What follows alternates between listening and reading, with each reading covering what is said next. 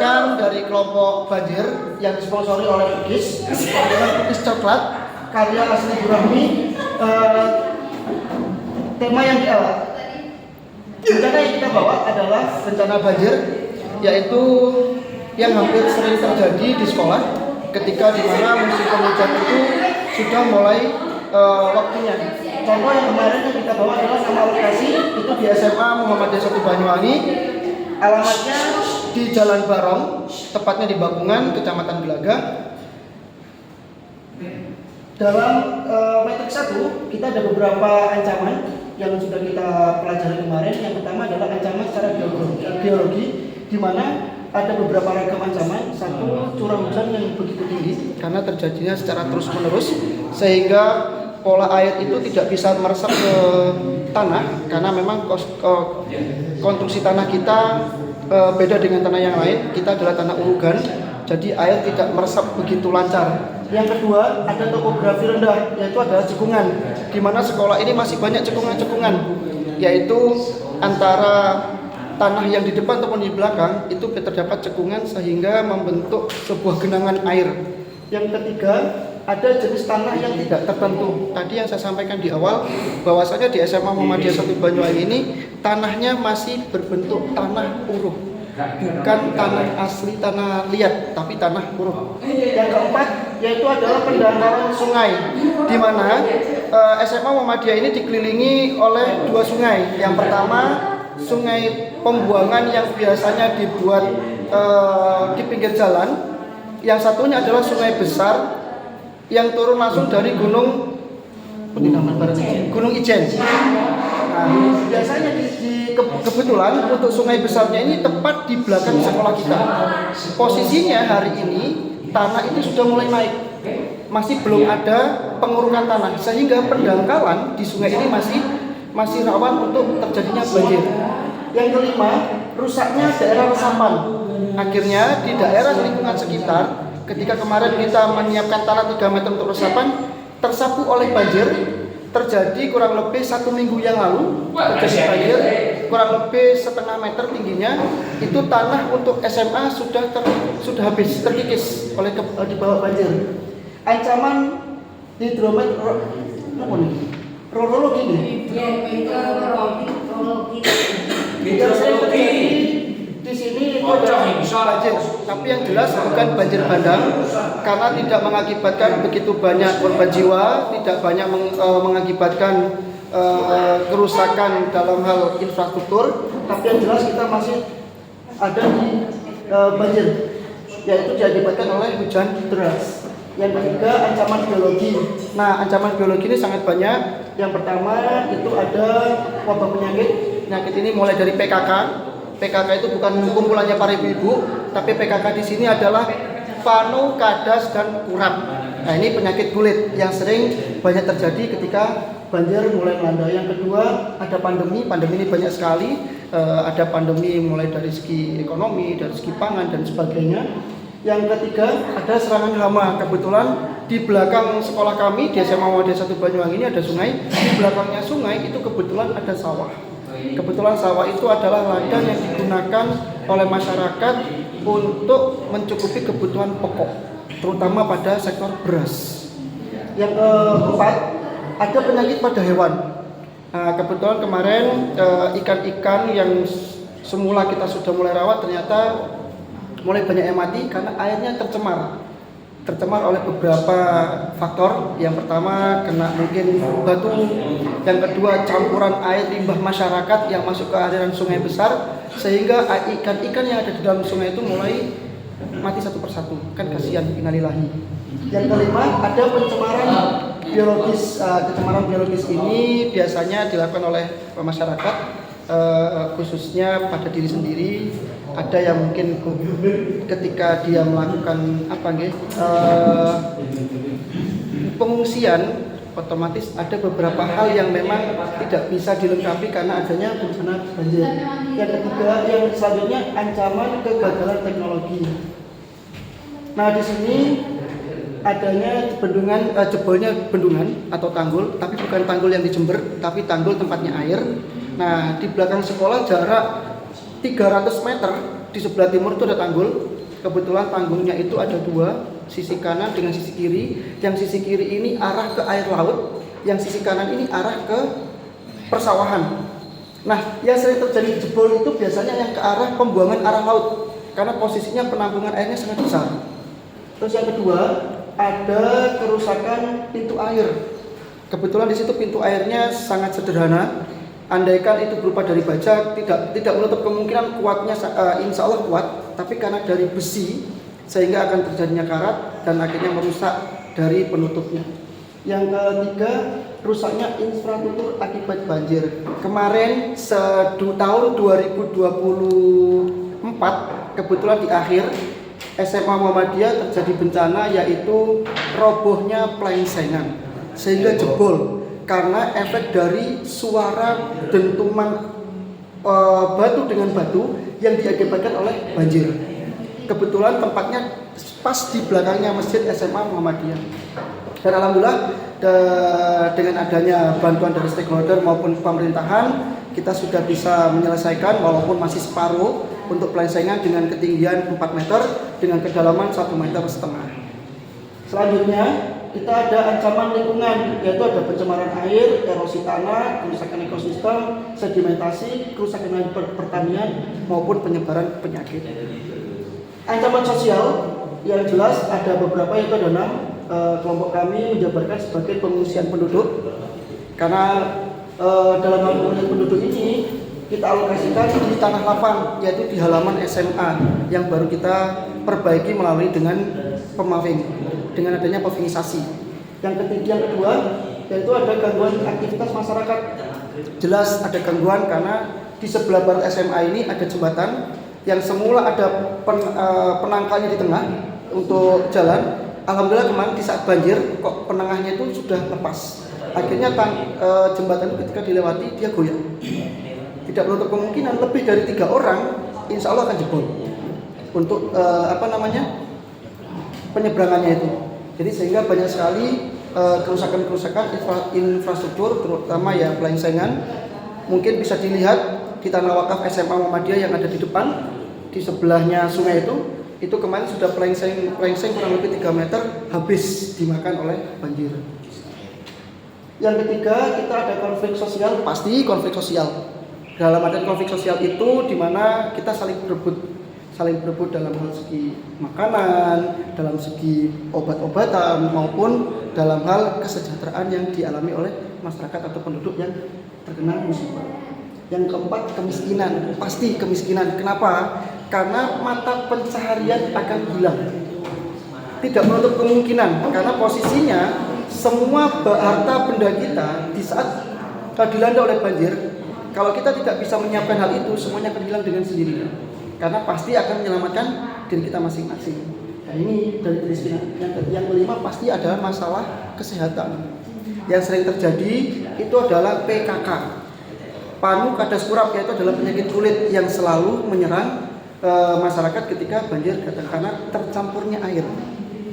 Yang keenam, terganggunya layanan sosial pasti karena menumpuknya masyarakat ketika mau berobat di klinik atau di puskesmas atau di pustu ataupun di kelurahan, sehingga layanan masyarakat sosialnya mulai berkurang atau kurang lancar karena terlalu banyak masyarakat yang diurusnya. Nah, ini solusinya untuk pencegahan banjir. Yang pertama, ini mungkin didengar Bapak Ibu guru, khususnya Bu Rahmi, karena kan jualan menggunakan mika. Tolong Bu, jangan buang sampah sembarangan. Ini solusinya. Ini khusus untuk Bu Rahmi, tidak membuang sampah di sungai, Bu Rahmi. Yang kedua, menjaga daerah resapan air. Terus memperbaiki drainase, membuat sumur resapan, dan beberapa bisa menormalisasi sungai atau pengurukan sedimentasi. Karena tanah yang di belakang ini mungkin dari pihak SPAB khususnya, mungkin itu dari daerah ataupun wilayah, bisa berkomitmen untuk berkolaborasi dengan pemerintah, khususnya di lahan SMA Muhammadiyah 1 Banyuwangi, sungai belakang sudah waktunya mulai pengurukan. Ya mohon kerjasamanya, atau apabila memang nanti bisa disambungkan dengan PP ataupun PW, apabila bisa konfirmasi dengan pihak pemerintah, ya bisa diselenggarakan untuk pengurukan tanah, sehingga nanti ke depan infrastrukturnya sekolah ini tidak rusak, khususnya pelengsengan. Karena biaya pelengsengan itu tidak mudah. Kita kemarin nyoba pembangunan pelengsengan itu kurang lebih 16 meter, itu kurang biayanya 200 juta. Dan yang kita butuhkan adalah total mulai dari ujung timur sampai ujung barat kurang lebih 23 meter panjangnya. Jadi baru 16 yang kita selesaikan. Masih banyak, sehingga tidak menutup kemungkinan ke depan kita masih butuh bantuan ulur tangan, khususnya dari kader-kader aktif, entah itu dari Muhammadiyahnya, Aisyahnya, Nasyidul Aisyahnya, maupun pemuda Muhammadiyah dan sebagainya, khususnya dari MD, MC dan SPAB. Lanjut untuk yang kedua. Langsung itu Pak. Yang ketiga aja. Langsung yang ketiga. Okay. Nah, langsung yang ketiga, di sini ada materi berkaitan dengan karakter. Karakternya dalam hal banjir ini dengan hal yang sama untuk alamat. Satu, asal dan penyebabnya yaitu curah hujan tinggi. Saya ambil contoh tadi malam, mulai habis Isya terjadi hujan sampai 8:30. Kebetulan di saat itu saya keluar. Nah, ketika saya masuk 8:30 itu, air sudah mengenang di depan kantor, kurang lebih hampir setengah lutut. Karena di situ ada cekungan, yang pertama. Yang kedua, di dalam cekungan itu di bawahnya tanah yang tidak memungkinkan cepat untuk menyerap air. Terus yang ketiga, ada membuang kalau sampah aman. Yang kedua, faktor yang merusak. Memang kita masih belum punya drainase yang cukup memungkinkan, dikarenakan kita memang dekat dengan sungai. Jadi kita masih buat kayak gorong-gorong sederhana yang sifatnya tidak paten, Ibu. Karena memang kalau kena lalu lintas dengan kendaraan atau mobil, dia akan akan rata. Jadi sehingga kita masih terkendala dengan itu. Terus yang kedua, kalau air ini selalu kita buang, takutnya yang di bawah akan meluap karena masih dangkal. Makanya kita butuh pembukaan sungai yang di sebelah belakang. Terus ada tanda peringatan. Biasanya kita mulai dari curah hujan yang terus-menerus, kayak tadi malam itu tanpa kita siasati, tanpa kita minta, hujan itu dengan sendirinya datang. Biasanya kan permisi dulu dengan gerimis, permisi dulu dengan agak deras. Ini tidak. Jadi ketika datang langsung biur. Dan alhamdulillah hujannya masih hujan air, kan betul. Terus untuk waktunya, setelah saya hitung tadi malam itu sempat saya merenung dengan sendirinya, kurang lebih 2 sampai 3 jam itu air sudah mulai naik. Karena di sekolah kita ini masih banyak cekungan. Faktornya tadi itu dengan adanya kurangnya drainase. Itu yang pertama. Yang kedua, cekungan ini sudah kita tutup, tapi dia akan cekung lagi. Karena faktor tanah. Tanah kita bukan tanah liat, tapi tanah urugan. Tanah urugan itu biasanya isinya yang kemarin kita minta bantuan itu dari bekas bongkaran rumah, kayu, maupun bongkaran-bongkaran gedung dan sebagainya. Jadi sehingga ketika tanah itu mulai turun, dia akan mengisi rongga-rongga, sehingga akan terjadinya cekungan. Ketika ditutup lagi, ya sama sampai nanti akan terjadi penuh. Itu kendala di sekolah kita. Terus untuk kecepatan hadir sama kurang lebih 2 sampai 3 jam. Periodenya insya Allah mudah-mudahan kedepannya kita bisa selamat. Ya 2 sampai 3 kali dalam 1 tahun. Selama kita ada pembenahan, mudah-mudahan bisa maksimal. Untuk frekuensinya insya Allah di antara bulan Desember sampai Januari, tapi tidak menutup kemungkinan tadi malam sudah diawali di bulan April. Kebetulan April ini bulan kebahagiaan saya, tapi kok ada banjir ini. Untuk durasi insya Allah tadi malam saya cek kenaikan ketika air hujan itu mulai reda, tepat di jam 9 lebih 10 menit itu hujan sudah berhenti total. Nah di situ saya hitung, saya pakai stopwatch, itu kurang lebih 4 sampai 5 jam baru bisa dinyatakan habis. Ya walaupun masih ada sedikit, tapi setidaknya air itu sudah mulai masuk ke tanah. Tapi setelah saya cek pagi tadi setelah subuh, tanah itu malah turun. Karena apa? Untuk menutupi rongga-rongga tanah uruk yang sudah yang di bawahnya. Terus untuk intensitasnya kebetulan antara kelas dan kantor ini beda. Kalau kelas ini kan ditinggikan karena pondasinya memang ditambahi. Terus untuk kantor ini posisinya di dataran rendah. Itu yang pertama. Yang kedua, kantor dekat dengan sungai. Jarak dari kantor ke sungai kurang lebih 2 kilo. Kalau kita muter, mulai dari sini lewat Watulo, dari Watulo lewat Pakcik, dari Pakcik baru tembus. Nah itu. Untuk posisinya dataran rendah tadi yang sudah saya sampaikan. Kalau misalkan untuk tinggi kan ya kita perlu dana banyak. Kalau dihitung-hitung kurang lebih 150 sampai 200 juta yang sekiranya bisa dijadikan kantor dan posisinya agak tinggi sejajar dengan ruang kelas. Ini 3 menit selesai. Ya, lanjut ke terakhir nih. Ini ada penilaian risiko bencana. Di penilaian risiko bencana ini sebenarnya ada beberapa. Tadi yang diinginkan yaitu adalah mulai dari aset-aset. Yang pertama dengan manusia. Sebenarnya yang menjadi perusak itu adalah paling utama adalah manusia. Kenapa manusia? Manusia banyak lalainya. Mulai dari pembuangan sampah sembarangan, terus kurangnya menjaga kesehatan, sehingga tidak peduli dengan kebersihan. Perkiraan bentuk resiko ketika manusia terdampak banjir yang jelas diare. Diare ini sama dengan mencret. Terus yang kedua penyakit kulit. Tadi sudah saya sampaikan Pak Panu ada surat. Yang kedua korban jiwa luka-luka. Biasanya kalau korban luka-luka ini dengan adanya benturan batu atau mungkin apa nih kesilap itu apa namanya itu? Kesilap tenggelam.